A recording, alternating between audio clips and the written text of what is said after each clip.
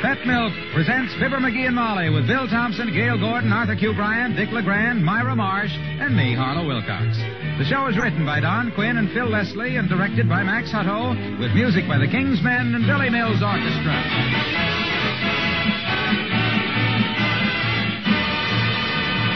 Day after tomorrow in Galveston, Texas, 4 mighty pretty little girls will be celebrating their 12th birthday. Yes, the famous Badgett quadruplets of Galveston will be 12 years old on the 1st of February. And what a difference 12 years have made.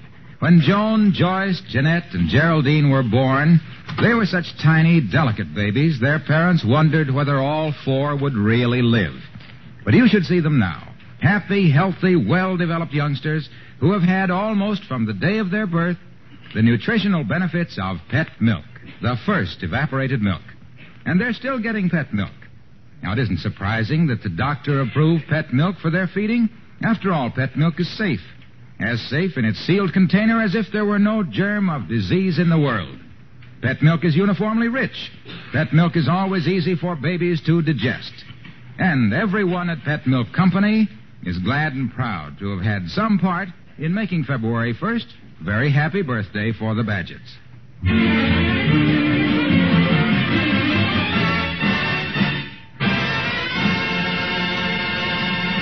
Mr. McGee of 79 Wistful Vista is a man with millions of ideas. And it's just as well that he has so many because only about 1 in a million is any good. Listen to the one he has now as we join Fibber McGee and Molly.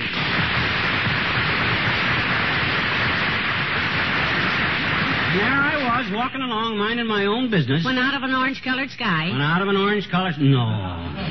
When all of a sudden I gets this great idea. Rocked me right back on my heels, which are so worn down I would have fell over backwards if I hadn't been leaning against the window of the Third National Bank. Why were you leaning against the bank window? I was sore at old man McDonald, the president of it. I don't get it. Well, on the window it says Third National Bank. Assets, $65 million. Yes? Well, I'm just wide enough that when I lean a certain way against that window, I cover up the million and it says assets, $65. I really cheapen the joint. If I could gain 5 inches in the hips, I'd throw them into bankruptcy. That's wonderful. Nobody who ever saw you in a bathing suit would accuse you of having $1 million figure. But, say, wait a minute. What was the great idea you had?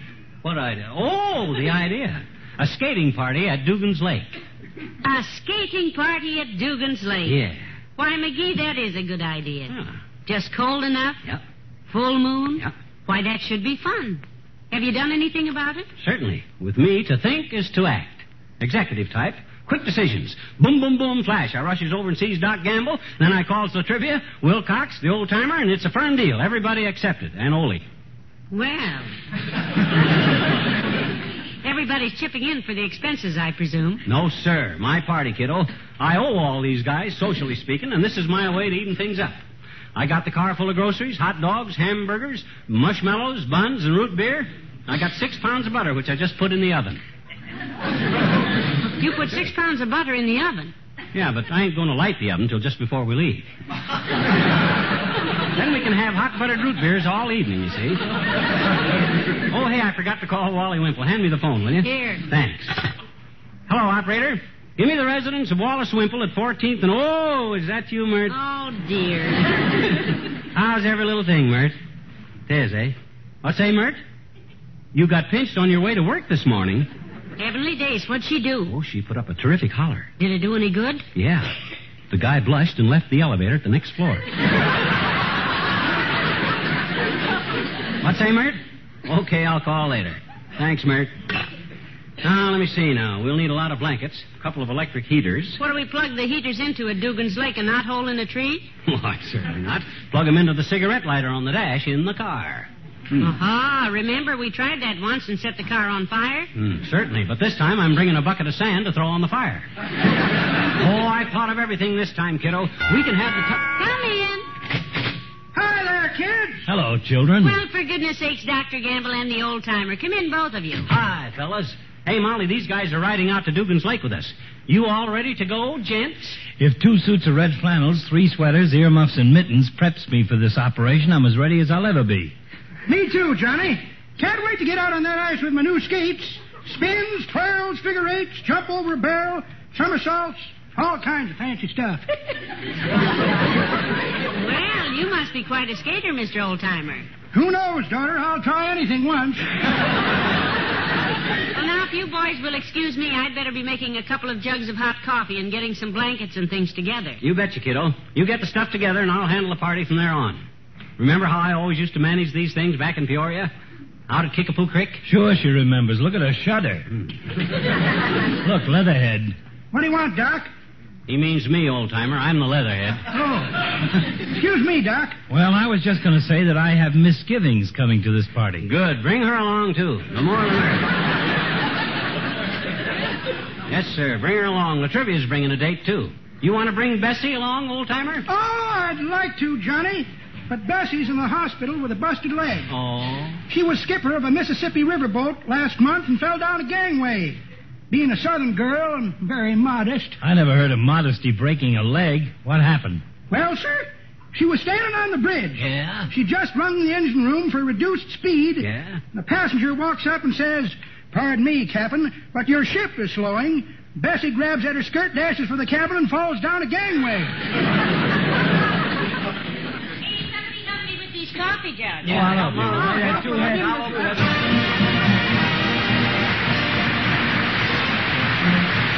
Billy Mills, the orchestra, and Lullaby of Broadway.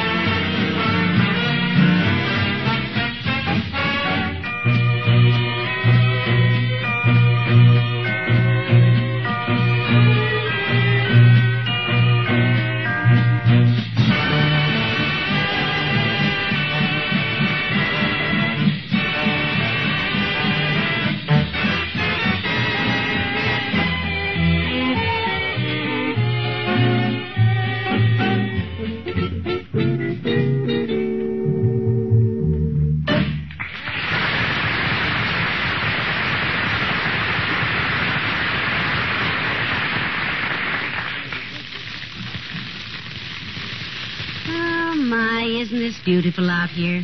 Bright moonlight, the ice just right for skating, and this wonderful fire. Yeah. Hey, Wilcox, get some more wood over here, boy. The fire's dying down. Hey, you wimp, shag yourself around and get some wood. And Ollie, shake it up, boy. We need some wood. Ain't this jolly, Molly?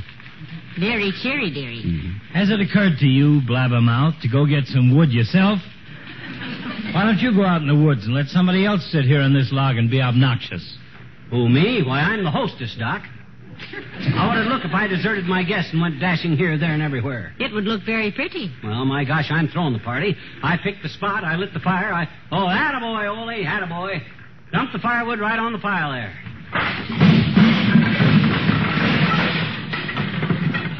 Heavenly days, look at all the wood. You must have gone back to town and chopped down the high school, Ole. Oh, I'm a good wood collector, Doctor. These woods is full of wood, but most of it is wood that's still trees. So I look through the woods till I find somebody's cabin with nobody home and a stack of firewood on the back porch. My gosh, Ole, you steal wood off of somebody's back porch? Oh, please, McGee, you think I'm a thief? No, sir, I used chopped off the back porch. I brought some wood, too, Mr. McGee. Well, good for you, Mr. Wimple. Just drop it on the pile over there. All righty.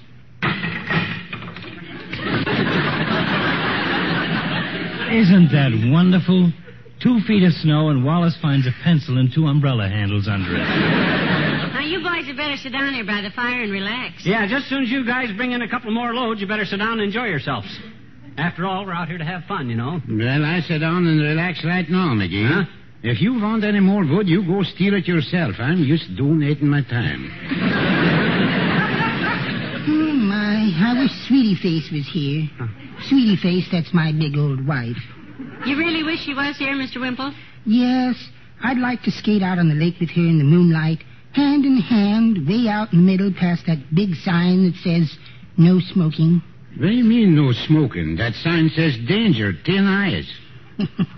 I know, but Sweetie Face never wears her glasses when she skates. Well, I think I'll skate a little myself. Mr. Wilcox seems to be having so much fun out there. See you later, folks. Goodbye, Mr. Wimple. Come back for a hot dog after a while. I'm the pound master, you know. I ought to get out and skate, too, but I'm too comfortable. That's quite a fire you got here, McGee, for an amateur pyromaniac. What you mean, amateur? Why, my gosh, back in Peoria, I was always in charge of this stuff. Remember, Molly, them fires I used to build on the shores of Kickapoo Creek? Why, sure. I sure built some beauties, didn't I? Oh, you really did, dearie. I'll never forget the little one you built that night inside of old Tom McCrae's barn because it was so windy outside. Oh, that one. And the barn was full of hay and was next door to the refinery, which was full of gasoline, which was the night before you left for Canada, which was a very smart move. And a fast one. If I hadn't left quick in a boxcar, I'd have been rode out of town on a fire hose. You said... That's me and the missus. That's before she was my missus. Yeah. We used to do plenty of skating in the old country, McGee. Did you always build big fires, Ole? Missus, when Ole Svensson went courting, fires was not needed. He raised temperatures and eyebrows for 60 miles around. I bet you never had any skates like I got on, Ole. Odd sizes. Picked them up at a rummage sale for $1.50. Very cheap. Oh, sure, we have sheep skates in Sweden, too, you know. Say, can you do what Harlow Wilcox is doing out there, Ole? Look, he takes a long run and tries to leap over a pile of crates. Yes, and he hasn't made it yet. He'll break his neck. Oh, me and my missus, we do all trick stuff like that. Oh, you do? Yeah, I kneel down on the ice and she jumps across me, and then she kneel down and I jump across her. Only once I miss, and then... Did you ever notice a hole in my missus' neck? Like kind of like the sharp point of a skate? Then when they get tired, we race each other back to the sleigh, and nobody wins. Always a tie. Neck and neck, eh? Oh, sure, all the way home in the sleigh. Well, when it's cold, that's a... Oh, hey, here comes Harlow. Looks like he's giving up. Couldn't you make it, son? Oh, no. No, I give up. What are you trying to do, Junior? Kill yourself? Oh, no. You see, pal, I've got 3 cases of pet evaporated milk stacked out there trying to jump over them. I keep falling down. We saw you, Mr. Wilcox. Gee whiz, it's no trick at all to jump over a barrel on ice skates, but pet milk is so wonderful, I just can't get over it. Mr. Wilcox. I don't get the connection, Mr. Wilcox. My missus uses pet milk, but she don't use it for yumping. We drink it in coffee. Well, it's great in coffee, Ole. Hey, does your wife use pet milk for cooking, too? No, for cooking she uses a stove, Mr. Wilcox. It's a very small stove because my missus always likes a little oven. Oven, that is, a small one. Yeah. Well, you see, when you use pet milk in cooking... Hey, Molly, speaking of cooking, did you call the gas company about our range? Oh, you think you got trouble with your range, McGee. You ought to see my daughter, Katrina. She's the one who married the airline pilot, Ole, huh? Oh, hey, speaking of airline pilots, above everything, they like good food. Let Ole talk, Junior. He's more interesting. And pet milk being a top-flight product, it's plain to see that I'm not giving you any prop wash when I say... Please, that, Mr. Wilcox, don't be so rude to ladies. I'm talking about my daughter, Katrina. Sure. You know, the one who marries the airline fella? I go to her house last night, and all over the house it smells like gas. Speaking of gas, I had a patient the other night that needed more anesthetic than we had on hand. It seems he was a radio announcer and spent so much time on the ether that... Look, may I say a word here? Certainly, Mr. Wilcox. What's the word? Pet. That's a very nice word, Junior. Now that you've said it... Excuse me, may I finish? You go ahead, Ole. It smelled like gas at your daughter Katrina's house, the one she lives in with her husband, the airline pilot. Thanks, Mercer. Well, I say, Katrina, I say, what smells bad in here? And she said, Papa, my pilot light's out. Oh? And I say, it is? And she says, no, he does. My pilot light's out for Fort Worth, Texas this morning and leaves the gas stove turned on. So that's what I meant. Ole, that's very interesting. But to get back to your wife and her cooking, Ole. Yeah, I think I should. What time is it? Oh, it's early. It's early, Ole, and I'm sure that your wife, like millions of other good cooks, uses pet milk to add delicious, rich flavor to all her family dishes. At our house, we don't flavor the dishes. We just flavor the food. Molly says if you can taste the plates... Because pet milk, which is just good whole milk concentrated to double richness, adds extra amounts of nourishing milk substances to your favorite recipes. And... Hey, is anybody listening to me? Well, then I'm going back and skate some more.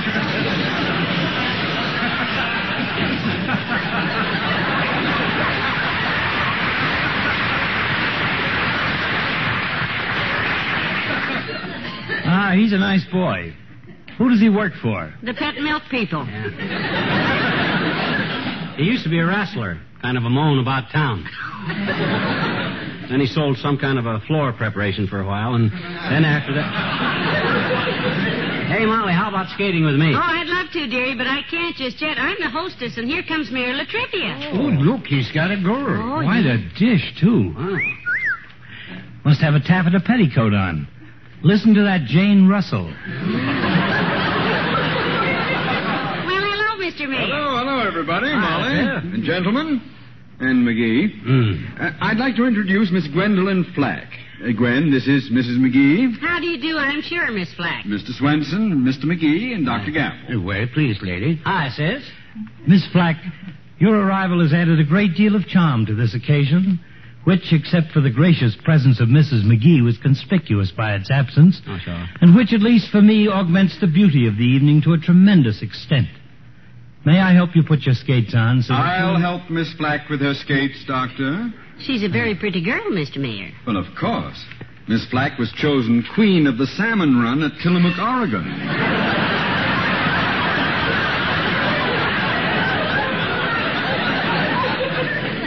That was in 1936. You're running again this year, aren't you, Gwendolyn? Yes, fighting my way back upstream, as it were. Yes, she's not only beautiful, she's talented. You know, nowadays beauty contests are not judged on looks alone. The prizes go to those who are not only pretty, but accomplished. And what is your especial accomplishment, my dear? I'm a blackjack dealer. In a gambling joint? No, in the police station. When the detectives go out on duty, I hand them their blackjacks. Come to think of it, I knew a blackjack dealer that dealt blackjack in the back of a snack shack in Hackensack. His name was Mac Black. Mac Black had dealt blackjack in Hackensack since way back. He had a knack for picking a blackjack from the back of the stack, but Mac Black got the sack for a fact when they caught him with a pack of cracked jacks stacked in the back of the snack shack in Ohio.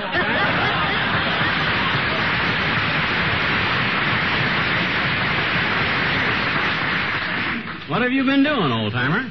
picking myself up mostly, Johnny. Oh? Been skating, but I spent so much time sitting down, I was, Oh, pretty girl. Who you with, honey? She's with me. Miss Flack, may I present a character known to one and all, for want of more imagination on the part of our writers, as the old-timer? Hello. Gary, let me help you with your skates. I'll help her. I'll help her. Let me, No, I'll help you with yours, Molly. I meant I'll help Miss Flack. No. Let me hear. Gwendolyn, put your foot up. Let go of my leg, Latrivia. Oh, excuse me. I thought that was... Here I am, Charles, over here. I thought you were helping me. That was me, honey. I was right-handed, so I thought... Get away!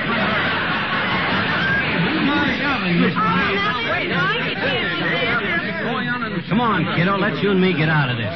We ain't skated together yet tonight. Wonderful. Come on. You know, I don't know if I can even stand up on these things. Now, left, right. Here we go. Left, right, left, right. Ah, this is wonderful. Moonlight on Lake Dugan. You know what I love about it? What? No mosquitoes.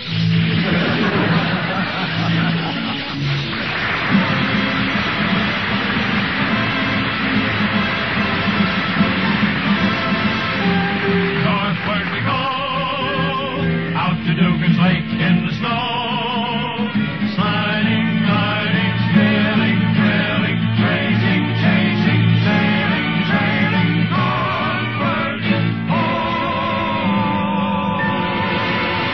The King's Men and Saskatoon, Saskatchewan. What a delight when I think of the night that I met you on in Saskatoon, Saskatchewan. Oh, what a thrill was the spill down the hill I have set you on in Saskatchewan. If the breeze was a race on the skis, I would bet you on in Saskatoon, Saskatchewan. I'd walk ahead while you rode on the sled, I would bet you on in Saskatchewan. We might have it in the Alps, just like you see in the papers, risking a couple of scalps and cutting Canadian capers. It's going to be nice to get back to the ice and Saskatchewan in Saskatoon, Saskatchewan. I'll charter a plane or a honeymoon train that I'll get you on in Saskatchewan. Oh, it's 10 below. When you're in love. When you're in love, you feel as though it's 98 above, and so away you go across a paradise of ice and snow. We'll hibernate like a bear, deep in a cave that I'll dig you. We'll be a tropical pair and melt our Eskimo igloo. As soon as I've heard one affirmative word I can catch you on, I'll whisk you to Saskatchewan. I'll charter a plane or a honeymoon train and I'll snatch you on to snappy, silvery, sunny, sparkling Saskatoon, Saskatchewan.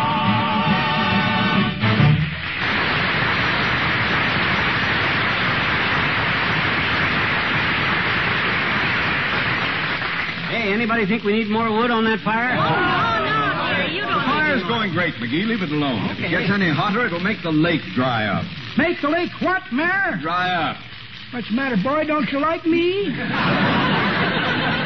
Oh, don't be a Another hot dog, anybody? No thanks, missus. Not for me. Already I have so many dogs I'll probably chase cats all the way home. Hot dog, Miss Flack? No, thank you. I have to watch my figure, you know. That should be easy, Miss Flack, with all these fellows helping you. By the way, Miss Flack, or may I call you Gwendolyn? You can call her Miss Flack. Take it easy, guys. Take it easy. Let's not have no rough stuff. This is strictly for fun, you know. What were you going to ask me, Doctor? Well, I was just going to ask you, Miss Flack, if you're elected Queen of the Salmon Run again, what are your plans? I think I'll go up the river and pawn Oh. my jewelry so I can go to Hollywood. Miss Flack. Give me another hot buttered root beer, will you, Molly? Here you are, dearie. Anybody else? Mr. Wilcox? Mr. Wilcox. Huh? Oh, I'm sorry. I was helping Miss Flack take off her skates. I helped her take them off a half hour ago. You did? Well, what do you know? Hey, ain't this fun? I sure know how and where to build a fire, don't I? I was always the one that was chose to do this back in Peoria, you know. I pick out the proper place. I personally send guys out for firewood. I arrange the... I would like to propose a toast. Oh. Well, isn't that nice? Quiet, everybody. Mr. Wimple wants to give a toast. Here, have some more root beer first, Mr. Wimple. Thank you. Consider yourself plugged in, Toastmaster. Shoot, Wimp. All righty. Here's to the girl with the light brown hair, the one that's cooking hot dogs there. Mrs. McGee. May I have 3? I thank thee.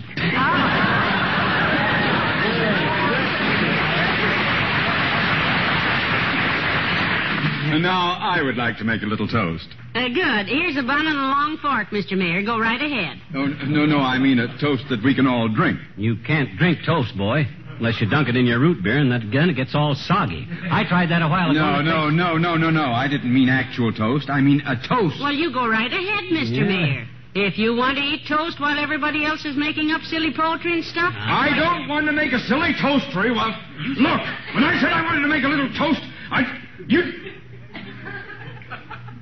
Oh, no. No, ladies and gentlemen, this is a real toast. Yes, go ahead. Go on, Your Honor. May I have another hot dog, please, Mrs. McGee? Thank you. To our host, Fibber McGee, a greatly misunderstood man. Oh, sure. To Fibber McGee, our host, who personally selected the site on which to build this magnificent bonfire, who is giving us this most enjoyable evening. Well, I hope... Your friend and mine... The ice is breaking up. Help! Help!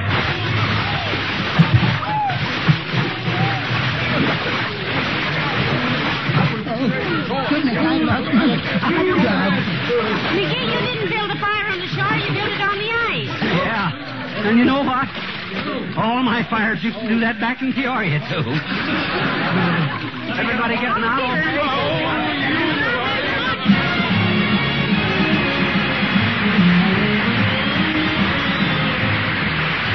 Fibber and Molly return in a moment.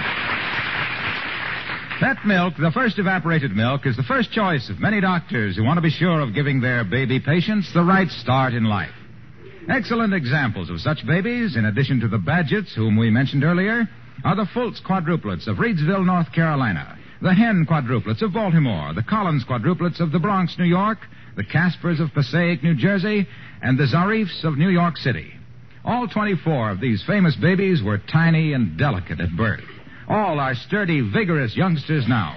All were given pet milk shortly after birth. All are still thriving on this favored form of milk. Your grocer has pet milk. How about giving your children the benefits of this safe, easy-to-digest, uniformly rich milk?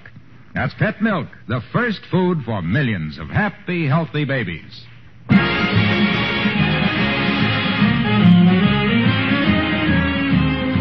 Boy, it sure feels good to get into some dry clothes, don't it? Yes, indeed. You know, it's amazing how well everybody took it, though, McGee. Yeah. Very philosophically. Yeah. Nobody blew up at all. Nope. No, they were just too wet to burn, I guess. Good night. Good night, all.